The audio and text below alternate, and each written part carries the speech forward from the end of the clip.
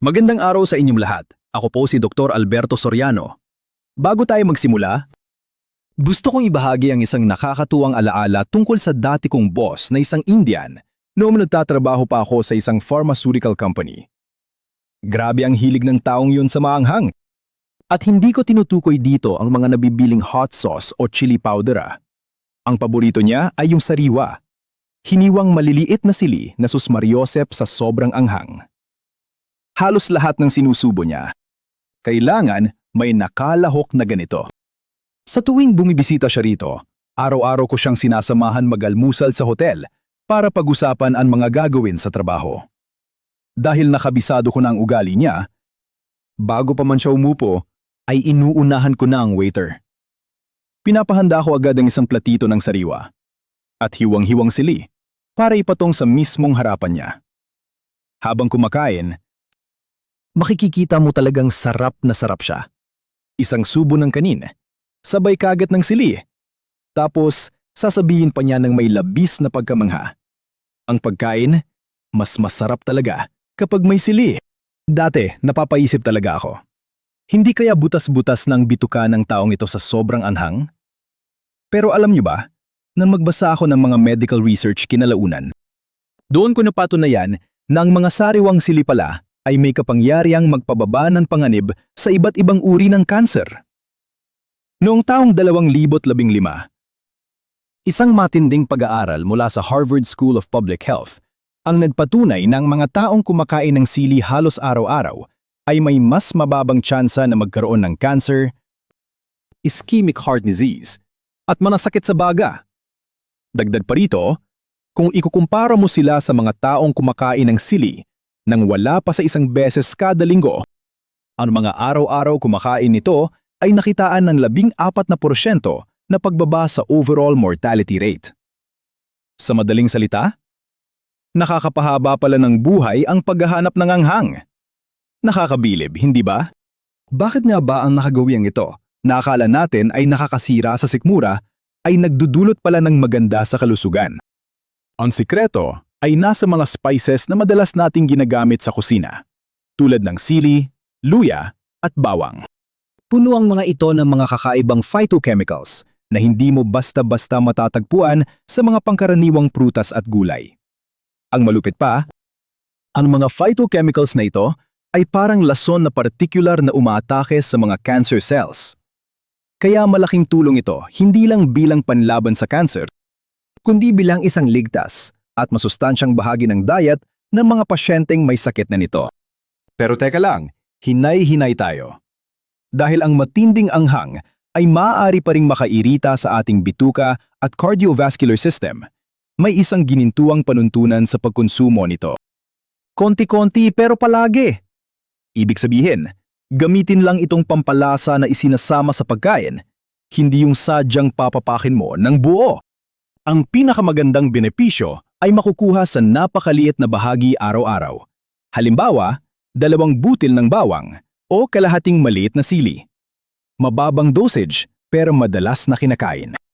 Yan ang tamang timpla. Isa pang napakahalagang paalala.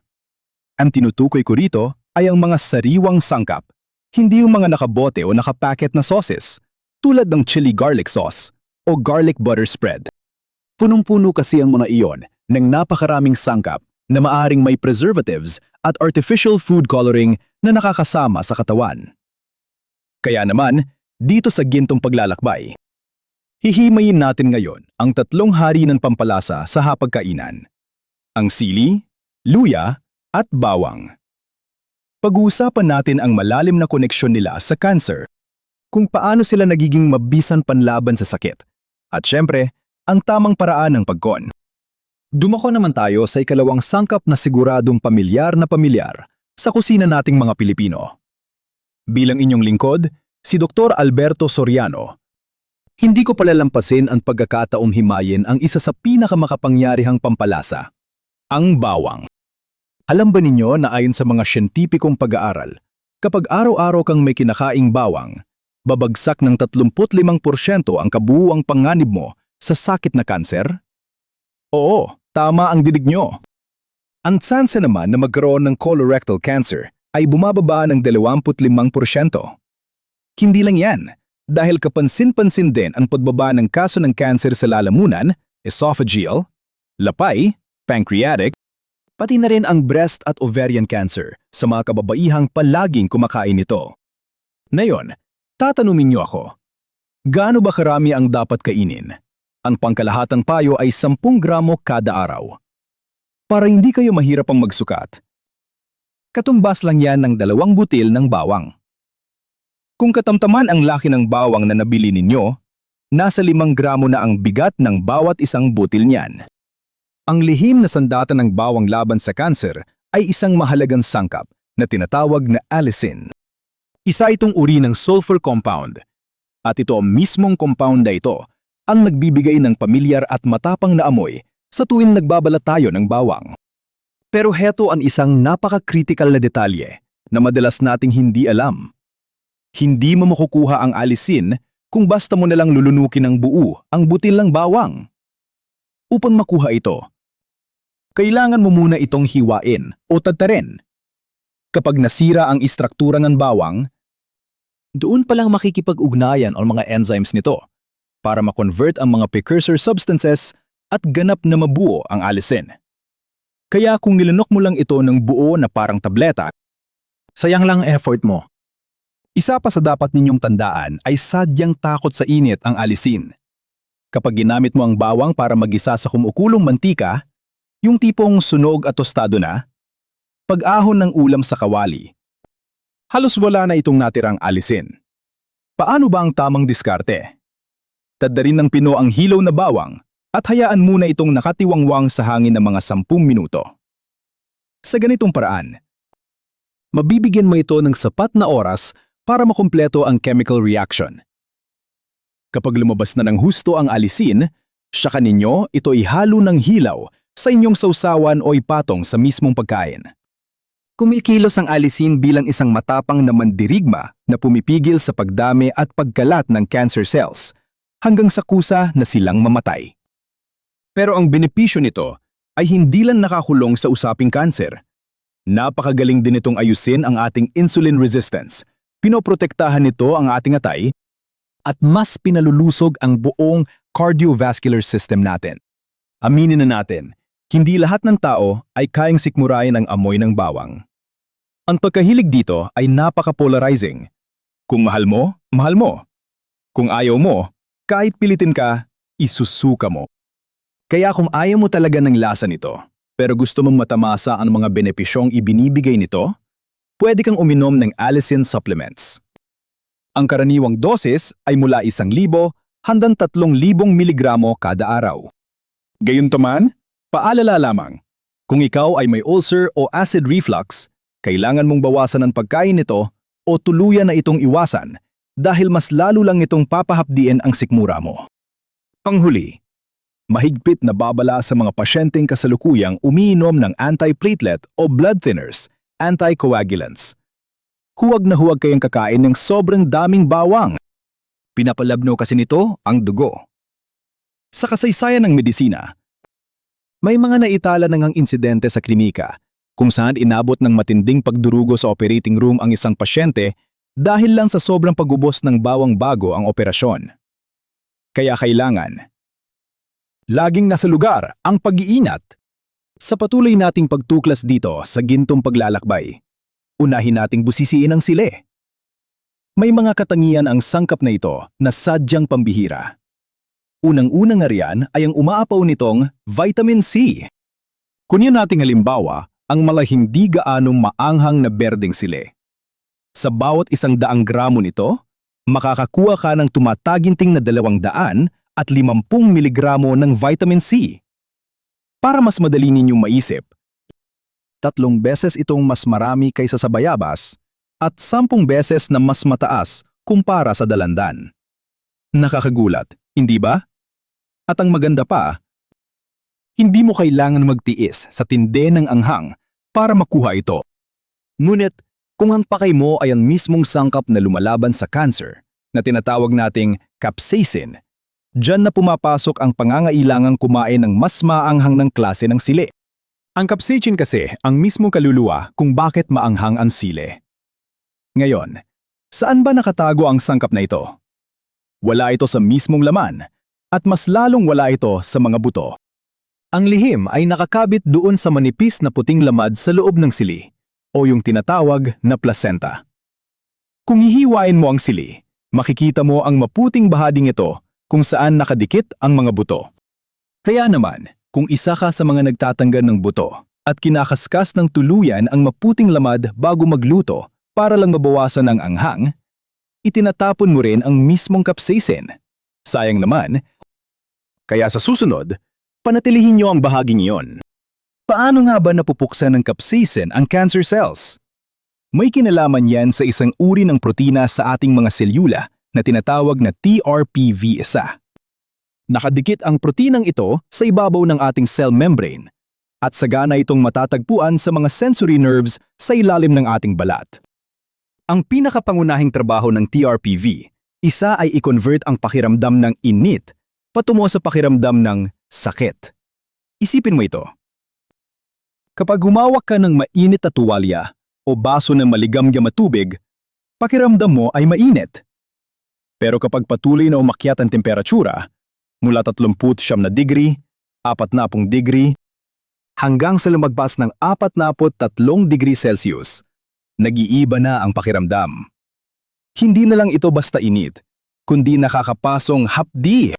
Nangyayari ito dahil na-activate ang TRPV, isa kapag umabot sa 43 degree ang temperatura, na nagpapadala ng alerto sa ating utak na bitawan ang hawak natin dahil nakakasunog na ito. Bukod sa nakakapapasong init, alam niyo ba kung ano pang nagpapa-activate sa TRPV1? Tama, ang capsaicin. Ito ang mismong dahilan kung bakit tayo naaanghangan. Ang totoo niyan, ang anghang ay hindi isang uri ng panlasa, kundi isang manifestasyon ng sakit.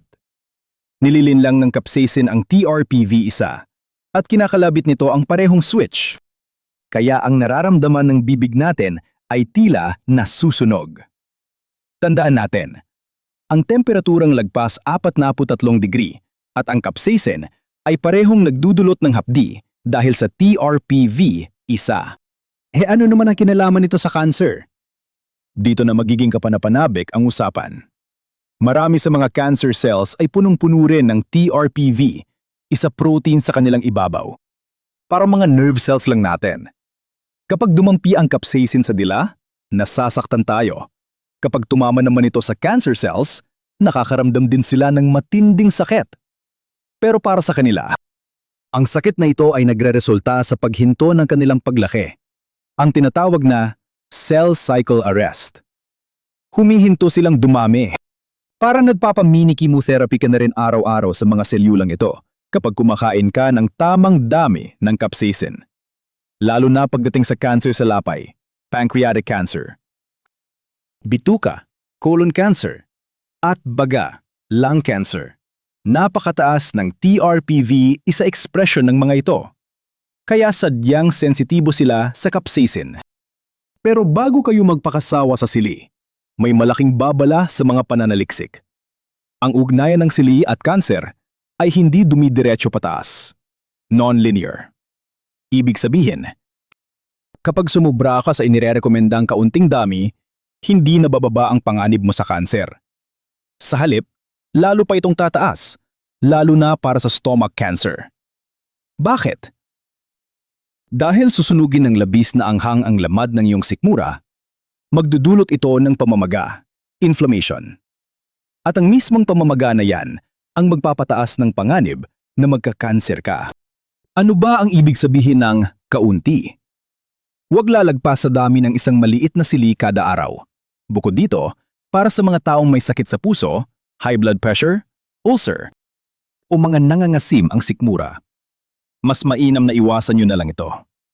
Kung kaya mo namang kumain ng sili, piliin palagi ang sariwa, bagong hiwa, at walang halong ibang kemikal para makuha ang pinakamagandang benepisyo. Dumako naman tayo sa ating pangatlo at huling sangkap na may taglay na matinding puwersa laban sa kanser. Walang iba, kundi ang luya. Bago ang lahat, kailangan nating linawin ang isang malaking kalituhan. Ang ordinaryong luya, ginger, at luyang dilaw, turmeric, ay dalawang magkaibang nilalang. Sa mundo ng biolohiya o pagdating sa usapang genus, magkalayo na agad ang landas ng dalawang ito. Ang luyang dilaw ay may sangkap na tinatawag na curcumin, na sikat sa paglaban sa pamamaga at nagsisilbing antioxidant. Sa katunayan, napakalaking ginhawa ang naibibigay nito sa mga pasyenteng sumasailalim sa chemotherapy dahil pinapahupa nito ang pamamaga ng kanilang mucous membranes. Sa kabilang banda, ang ating bida ngayon, ang ordinaryong luya, ay nagtataglay ng pangunahing aktibong sangkap na kilala bilang gingerol. Ang gingerol na ito ay may kakayahang mag-trigger ng mga mahalagang biochemical reactions sa loob mismo ng cancer cells na nauuwi sa paghinto ng kanilang pagdami hanggang sa tuluyan silang mamatay. Kaya pala mas maanghang kumagat ang lumang luya o old ginger kumpara sa batang luya ay dahil masiksik at umaapaw ang gingerol nito. Ngayon, hetong pinakanakakabilib na pagkakaiba ng luya sa bawang. Ang luya ay hindi takot sa init. Sa katunayan, habang iniluluto mo ito, ang gingerol ay nagtatransform at nagiging isa pang napakaaktibong sangkap na tinatawag na shugeyol. Huwag kayong malito hindi po yan pangalan ng tao. Iyan ay isa pang makapangyarihang anti-cancer compound sa loob ng luya. Habang mas matagal itong nakasalang sa apoy, mas mataas na porsyento ng gingerol ang nagiging shugaol. Ang shugaol na ito ay direktang pinipigil ang mga genes na nagiging sanhi ng cancer at kinokontrol nito ang cell cycle para hindi na makapag-reproduce ang mga selula ng sakit. Kaya naman, kapag ginamit natin ang luya sa ating pagluluto, ang nakakain natin sa bandang huli ay isang napakagandang timpla ng dalawang sangkap na ito sa iba't ibang proporsyon. At dahil magkaiba ang estilo nila sa pag-atake sa cancer cells, kapag pinagsama mo sila, nagkakaroon ng tinatawag na synergy o 1+1 ay mas malaki sa dalawa na epekto. Bukod pa dyan, kabaligtaran ng sili at bawang, ang luya ay gumaganap bilang isang mabait na tagapagtanggol ng ating tiyan. Sobrang epektibo nitong pampawala ng pagduduwal at hindi matunawan na nararanasan ng mga cancer patients. Para naman sa mga may GERD o acid reflux, ang paghigop ng salabat o ginger tea ay isang napakabisang paraan para pakalmahin ang inyong sikmura. Sa mga pagsusuri sa laboratorio, napatunayan na ang katas ng luya ay kayang lumpuhin ang napakaraming uri ng cancer cells.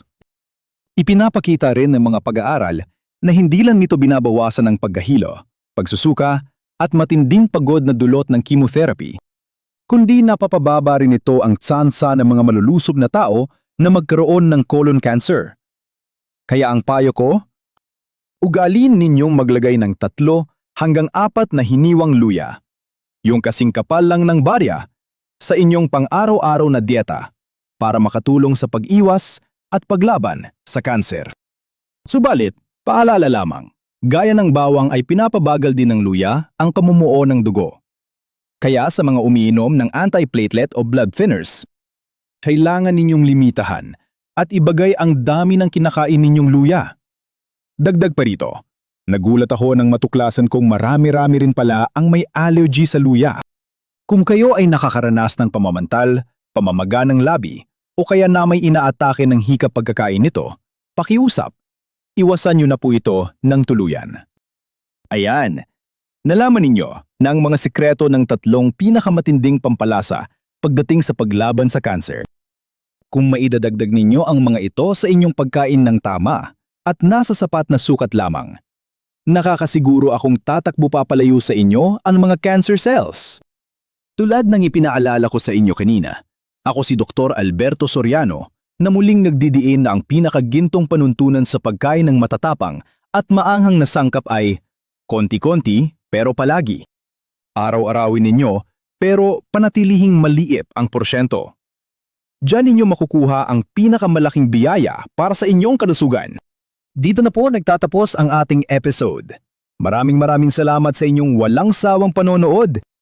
At isang mainit na pasasalamat sa lahat ng mga miyembrong patuloy na sumusuporta rito sa gintong paglalakbay.